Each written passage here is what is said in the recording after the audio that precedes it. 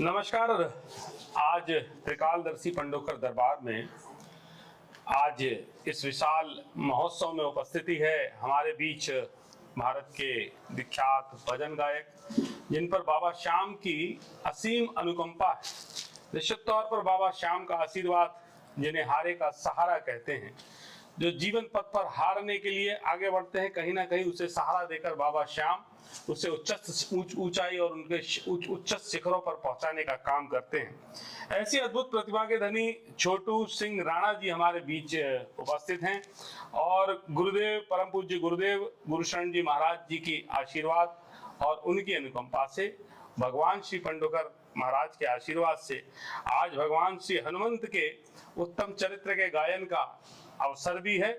और छोटू सिंह राणा जी ने अपनी भक्तिमय वाणी से, जिसमें इन्हें सरस्वती का वरद पुत्र कहे तो कम होगा, माता सरस्वती की इन पर कृपा है।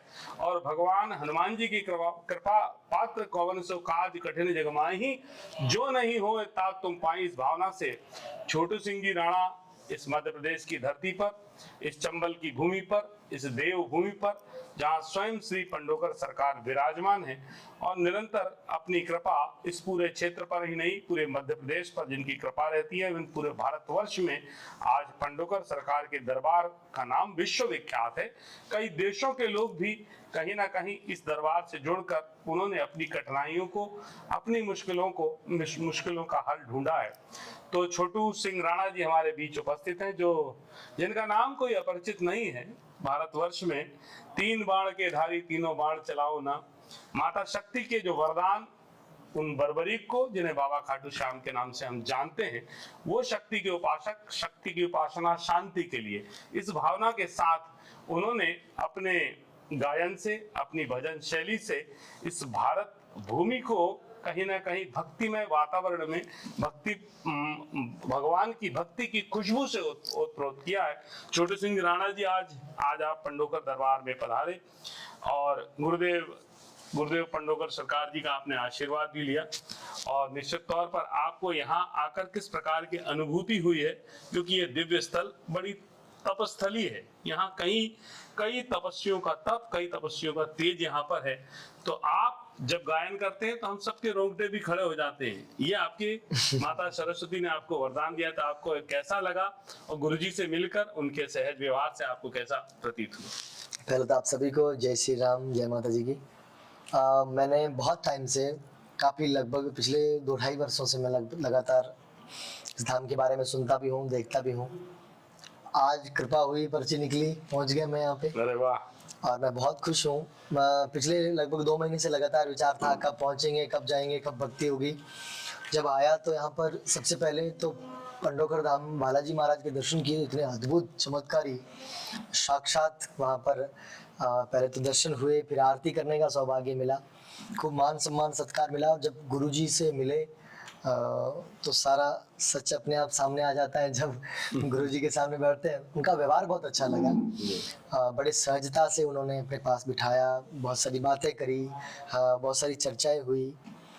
तो मैं पुनः बहुत बहुत धन्यवाद देता हूँ पूरे गुरुजी की पूरी टीम को और पूरे पंडोकर सरकार के जितने भगत हैं, मैं सभी का हृदय से धन्यवाद व्यक्त करता हूँ कि वास्तव में आज सच में बहुत आनंद आया भजन करने का। मैं पिछले लगभग 22-23 दिन से लगातार कर रहा हूँ।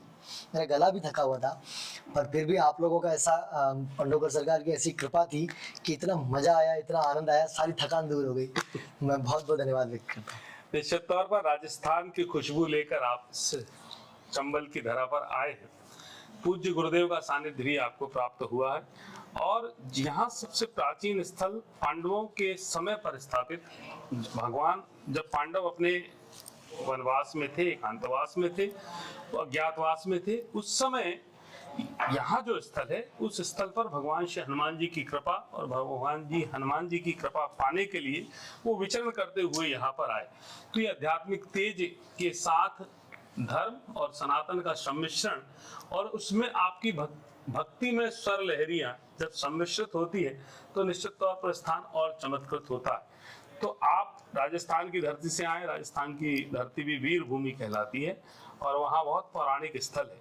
तो पौराणिक स्तर पे भी इस स्थल का बड़ा महत्व है, जिसको पूज्य गुरुदेव जी के आशीर्वाद से और चमत्कृत यहाँ पर हुआ है और निरंतर यहाँ लोग बड़ी संख्या में यहाँ जुड़ते हैं। और चूंकि बाबा खाटू श्याम भी इस कलयुग में साक्षात अवतार माने जाते हैं, तो ये भक्ति का सम्मिश्रण, भक्ति भजन भाव, इन तीनों में भक्ति भजन भाव और भगवान तक पहुंचने की जो यात्रा है, इस यात्रा में हम यही कामना करते हैं कि आप पंडोकर दरबार से निरंतर जुड़े बिल्कुल जुड़े हैं रहें और पूज्य गुरुदेव का आशीर्वाद भी निरंतर लेते रहें।